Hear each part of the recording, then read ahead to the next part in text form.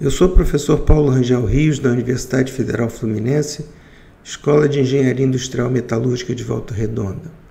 Prosseguindo na série de vídeos de transformações de fase, eu vou hoje falar um pouco sobre a cristalografia, o efeito da cristalografia na nucleação. Em particular, eu vou mostrar o teorema de Wolff, até demonstrar, ou pelo menos mostrar como é a demonstração do teorema de Wolff. Acho que a primeira pergunta que a gente pode se fazer é em que circunstâncias um núcleo seria poliédrico em vez de ser esférico. Vamos examinar isso, né? Porque o mais lógico, se a energia livre, a energia interfacial for isotrópica, é razoável que o núcleo seja esférico. Vou falar da construção de Wolff, dar um exemplo em 2D, depois eu vou tentar demonstrar o teorema de Wolff, quer dizer, não vou demonstrar, mas eu vou mostrar quais são as passagens principais. Quem quiser seguir isso passo a passo pode consultar a referência que eu dei, que tem uma demonstração bem detalhada. E vou dar um exemplo e finalmente conclusão. Então aqui, núcleo poliédrico versus núcleo esférico, como é isso? Se a gente tiver uma transformação, estamos falando aqui de transformações puras, por facilidade de ligas puras, né? Uma partição de soluto, embora seja o caso de maior interesse, mas em geral esse caso de partição de soluto pode ficar bastante complicado. Com as ideias básicas são as mesmas, então em geral, quando os livros, texto, quando abordam nucleação, a maior parte fala em materiais puros, né? Ou solidificação, ou condensação, ou transformação por exemplo, ferrita alfa para ferrita gama, quer dizer, uma transformação alotrópica, né?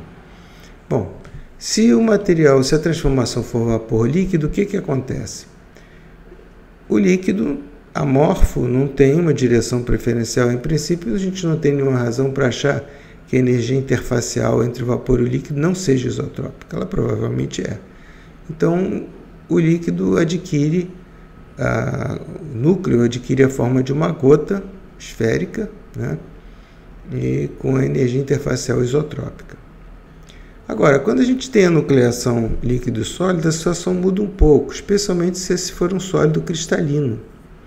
O que acontece? Bom, o sólido teria que ser cristalino, né?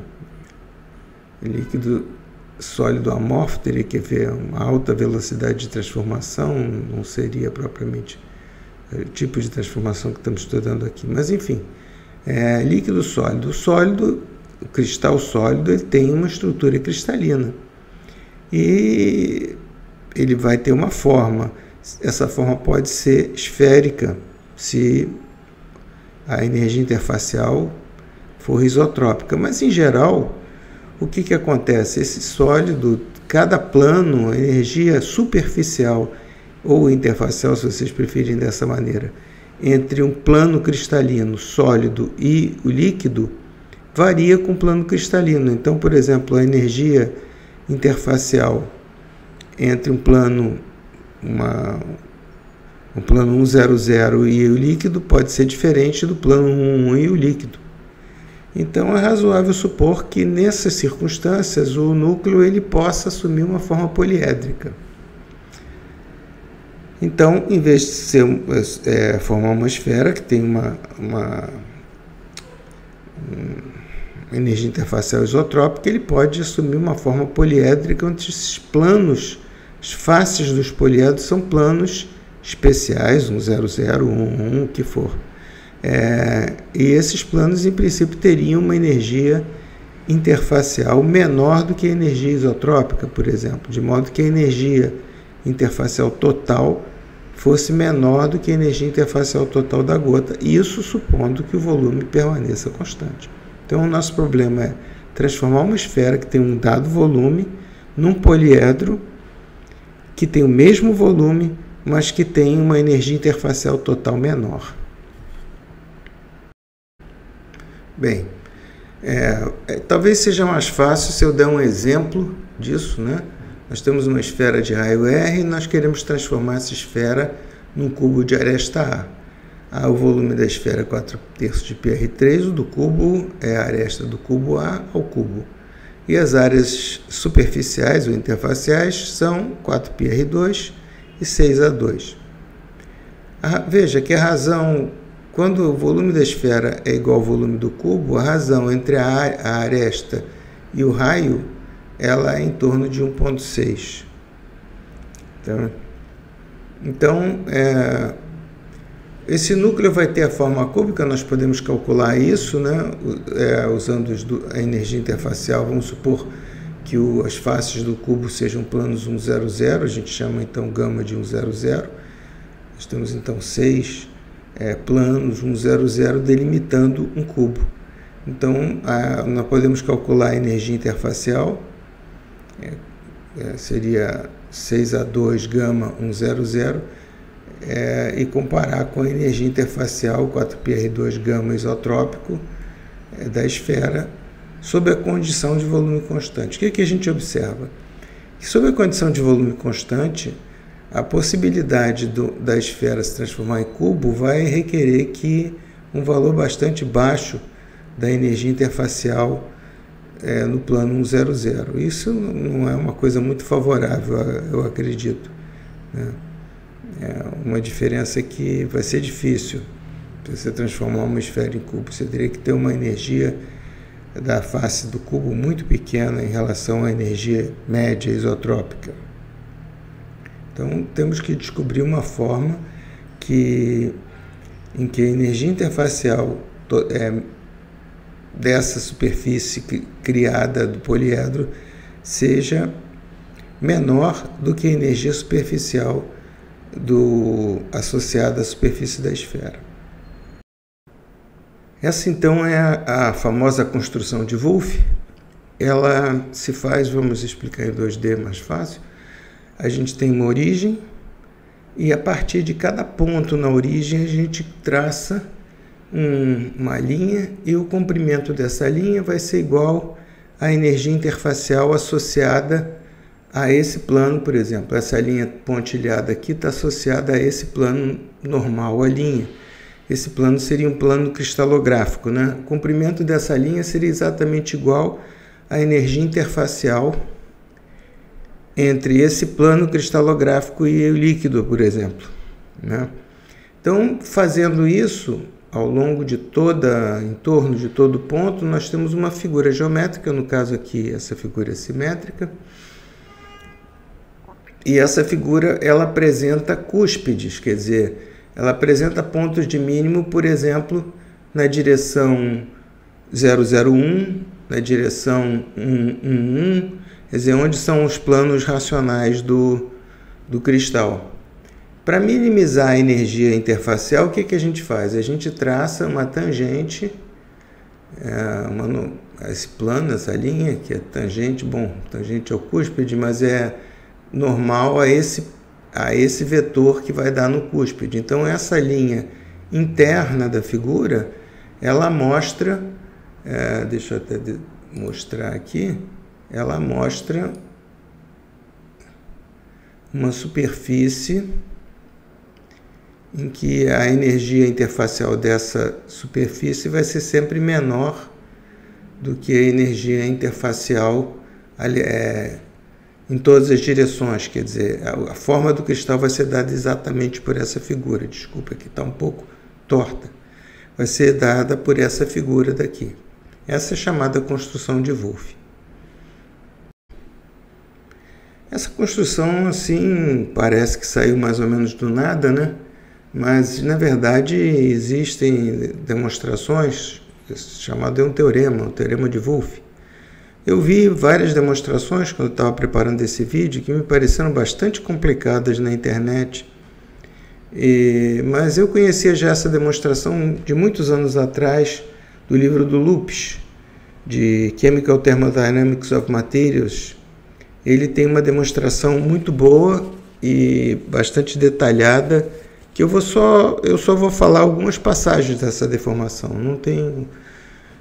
Não acho que o vídeo aqui seja um lugar para uma demonstração passo a passo, talvez um outro vídeo, mas é para mostrar o que faz primeiro. Ele imagina que a forma do núcleo ou do cristal, que isso pode ser aplicado também para a forma de equilíbrio de um cristal, vamos ver um exemplo depois. Aqui nós estamos mais direcionados à forma do núcleo. Por exemplo, se a gente divide, se esse núcleo fosse cúbico, por exemplo, a gente dividiria ele em várias pirâmides de altura HI, área HI e energia interfacial γI. Eu desenho cubo porque é mais fácil, mas pode ser qualquer forma geométrica, um poliedro irregular, o que for, né? Então, o que o teorema de Wolff faz? Ele soma todas as áreas interfaciais, multiplicada pela energia correspondente a essa área interfacial, e essa energia interfacial total que esse cristal tem, tá certo? Veja que aqui cada área, a área de cada face desse cubo, ela depende de todas as alturas H, e o volume do cubo também, evidentemente, depende das alturas H. A demonstração eu vou mostrar na página seguinte, só uma ideia, mas o resultado é justamente que os H são proporcionais ao γN, quer dizer, isso justifica a construção de Wolff que nós vimos no slide passado, nesse aqui, quando a gente pegou direções e planos, né? Então, cada direção daquelas de altura HN é proporcional, comprimento é proporcional à própria energia interfacial do plano normal àquela direção. Então, o resultado seria esse, né? Seria um poliedro com esses valores de HN, com N faces, com esses valores de HN, e cada face teria um valor de uma energia superficial ou interfacial dessa forma aqui. Então, nós temos a energia interfacial total, a derivada do volume, do diferencial total do volume é zero, porque o volume é constante. Usando os multiplicadores de Lagrange, nós temos que resolver esse tipo de equação, né? E, utilizando as equações do slide anterior, ele conseguiu chegar a essa equação. O único jeito dessa equação ser zero é se esses coeficientes forem zero, finalmente eu obtenho o resultado final que eu já mostrei anteriormente, que é igual ao multiplicador de Lagrange aqui, é imaterial, não importa. Então, o importante é que as alturas sejam proporcionais às energias interfaciais, o que valida a construção de Wolff, como eu expliquei no outro slide. Como nós podemos testar que, de fato, esse teorema geométrico, ele na prática acontece? Uma maneira de se fazer, é claro que ver o núcleo é muito difícil, né? É muito difícil, nesse caso, saber se o núcleo adota ou não adota essa forma. Mas há uma outra maneira, que é você pegar uma partícula esférica de preferência de um material, metal, por exemplo, e fazer um recozimento a uma temperatura próxima da temperatura de fusão.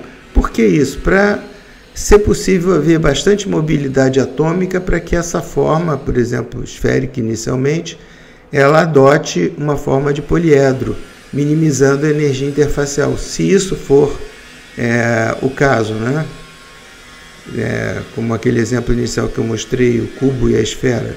Então, se isso daí for, vamos dizer, minimizar a energia interfacial total a um volume constante, a forma dessa gota vai mudar, ela vai adotar uma forma de um poliedro. Aqui nós vemos o tal de Yanagihara Japanese Journal of Applied Physics, em 82. São muitos exemplos, isso eu peguei mais ou menos aleatoriamente na internet, que eu achei bonito, que está muito bem aqui. Essa partícula tem em torno de meio micron. Então a gente vê claramente que aqui já começou a se desenvolver, ela foi recozida 110 graus, o índio, né? O metal é índio. O ponto de fusão do índio ele é bastante baixo, 157. Então, em termos de Kelvin, 110 graus Celsius é uma temperatura bastante elevada em termos de ponto de fusão, né?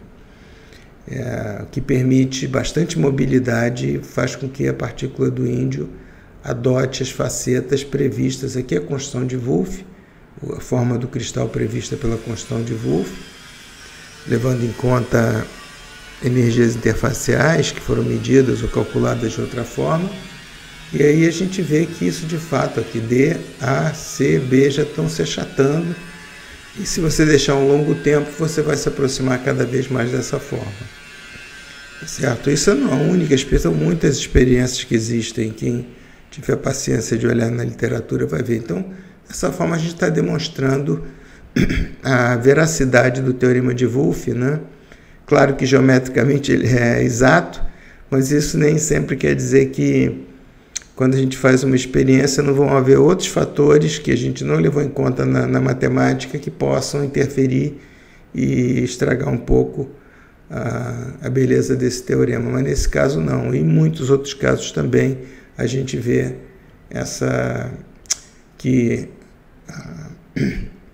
que o metal ele adota uma forma geométrica compatível com a construção de Wolff.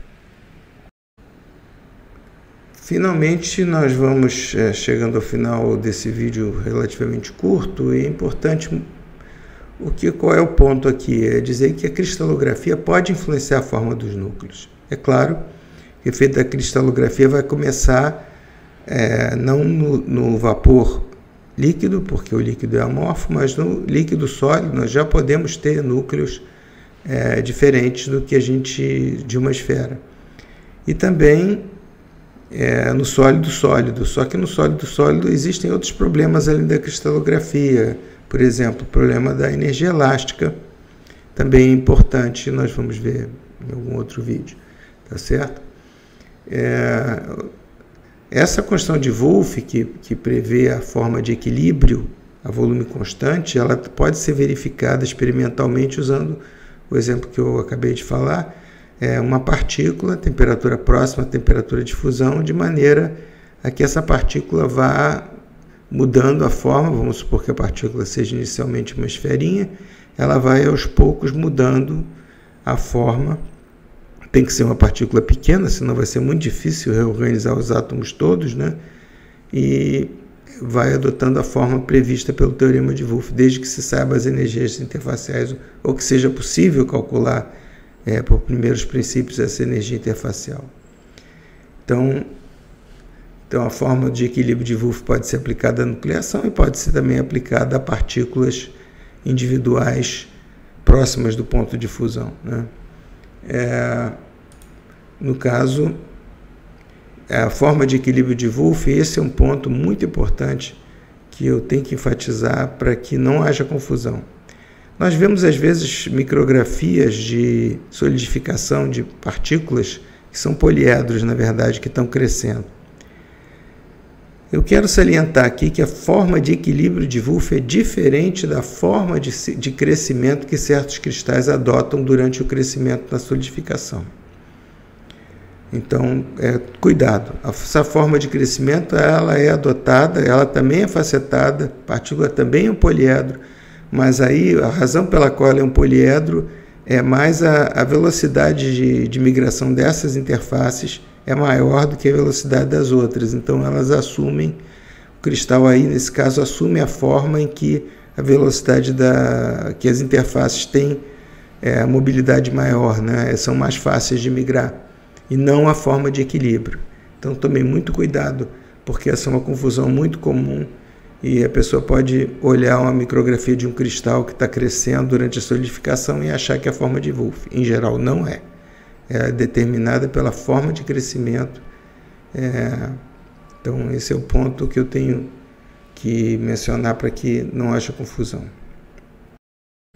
Esse é um ponto relativamente pequeno, vídeo curto, mas é um ponto muito importante e acho que a demonstração para aqueles que têm um interesse especial nesse tipo de problema, vale a pena dar uma olhada no livro do Lupes, que a demonstração está muito boa, e não é muito fácil encontrar uma demonstração desse teorema. Eu sei porque eu andei procurando para esse vídeo, e as demonstrações que eu encontrei foram bastante complicadas na minha maneira de ver. Eu acho que a demonstração do Lupes é acessível, talvez dê algum trabalho, um pouquinho de paciência, mas eu acho que é possível, e para aqueles que estejam interessados em saber como é, se não, basta a pessoa saber a construção de Wolff que eu mostrei, e isso já é suficiente para ter uma ideia do efeito da cristalografia na nucleação. Obrigado por terem assistido o vídeo. Por favor, podem mandar os comentários ou perguntas e, se possível, inscrevam-se no canal. Obrigado. Tchau.